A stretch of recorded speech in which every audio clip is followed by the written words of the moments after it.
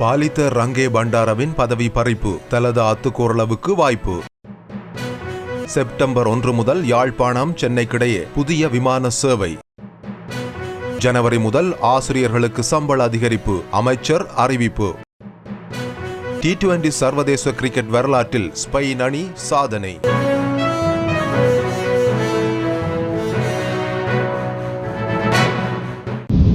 ஐக்கிய தேசிய கட்சியின் பொதுச் செயலாளர் பாலித்த ரங்கே பண்டார அக்கட்சியின் பொதுச் செயலாளர் பதவியிலிருந்து நீக்கப்பட்டுள்ளார். ஐக்கிய தேசிய கட்சியின் செயலாளர் நாயகம் பதவியிலிருந்து பாலித்த ரங்கே பண்டாரவை நீக்குவது தொடர்பான கடிதத்தில் கட்சியின் தலைவர் ரணில் விக்ரமசிங்க நேற்று கையொப்பமிட்டுள்ளதாக கட்சியின் உள்ளக தகவல்கள் தெரிவிக்கின்றன. பாலித்த ரங்கே பண்டார பொதுச் செயலாளர் பதவியில் தனது கடமைகளை சரியாக செய்யவில்லை என்ற குற்றச்சாட்டின் அடிப்படையில் கட்சி தலைமை உரிய தீர்மானத்தை எடுத்துள்ளதாக தெரிவிக்கப்படுகிறது. ஐக்கிய தேசிய கட்சியின் செயலாளர் நாயகம் பதவிக்கு அண்மையில் சஜித் தலைமையிலான ஐக்கிய மக்கள் சக்தியிலிருந்து விலகிய தலதா அத்துக்கோரளவை நியமிக்குமாறு கட்சியின் பெரும்பான்மையான உறுப்பினர்கள் கோரிக்கை விடுத்துள்ளனர். எனினும் இதுவரையில் தலதா அத்துக்கோரள ஐக்கிய தேசிய கட்சியின் உறுப்புரிமையை பெறவில்லை என்பது குறிப்பிடத்தக்கது. ஐக்கிய தேசிய கட்சியின் பொதுச் செயலாளர் பதவியிலிருந்து நீக்கப்பட்டமை தொடர்பில் பாலித்த ரங்கே பண்டாரவிடம் சகோதர மொழி ஊடகம் ஒன்று வினவிய போது அது தொடர்பில் இதுவரையில் தமக்கு அவ்வித அறிவித்தல்களும் வரவில்லை என தெரிவித்தார். எனக்கு ஒரு கடிதம் வந்தால் நான் உங்களுக்கு சொல்கிறேன் என பாலித்த ரங்கே பண்டார தெரிவித்துள்ளார் என்பது குறிப்பிடத்தக்கது.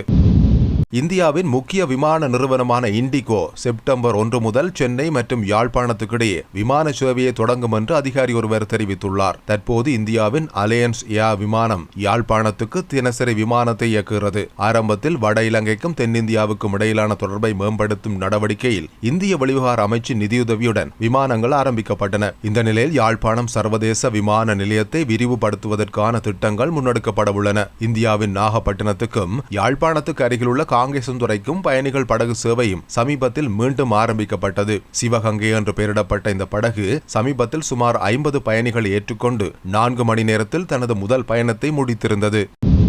வரவு செலவு திட்டங்களுக்கு ஏற்ப ஆசிரியர்களின் சம்பளத்தை அதிகரிக்க உள்ளதாக கல்வி அமைச்சர் சுசில் பிரேம ஜெயந்த தெரிவித்துள்ளார். கல்வி அமைச்சில் நடைபெற்ற ஊடகவியலாளர் விழிப்புணர்வு நிகழ்வில் கலந்து கொண்டு கருத்து தெரிவிக்கும் போதே அமைச்சர் இவ்வாறு குறிப்பிட்டுள்ளார். அவர் அங்கு தொடர்ந்து உரையாற்றுகையில் அரசு சேவையில் உள்ள சம்பள முரண்பாடுகள் களையப்பட்டு 2025ஆம் ஆண்டு ஜனவரி மாதம் முதல் அரசு ஊழியர்களின் குறைந்தபட்ச சம்பளம் 55,000 ரூபாயாக உயர்த்தப்படும் என தெரிவித்துள்ளார். அரசாங்கம் தயாரித்துள்ள வரவு செலவு திட்டங்களுக்கு ஏற்ப தேவையான ஏற்பாடுகளை வழங்கும் முறைகளின் ஊடாக ஆசிரியர்களின் சம்பளத்தை அதிகரிக்க உள்ளதாகவும் அமைச்சர் சுசில் பிரேம ஜெயந்த குறிப்பிட்டுள்ளார். அத்துடன் இந்த சம்பள அதிகரிப்பு நியாயமானதென அரசாங்கம் கூறுவதாகவும் கல்வி அமைச்சர் குறிப்பிட்டார்.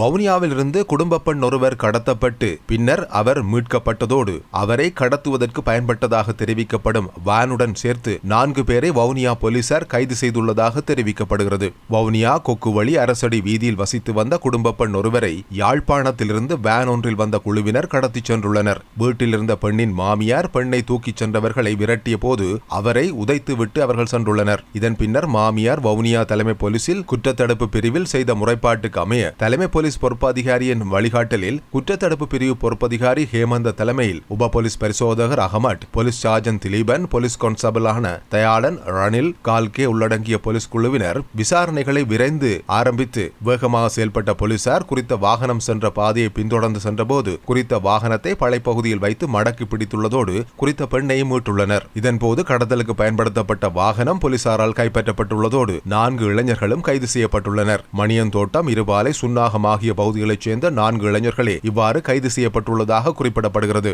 மேலதிக விசாரணைகளின் பின்னர் குறித்த 4 பேரையும் நீதிமன்றில் முற்படுத்த போலீசார் நடவடிக்கை எடுத்துள்ளனர்.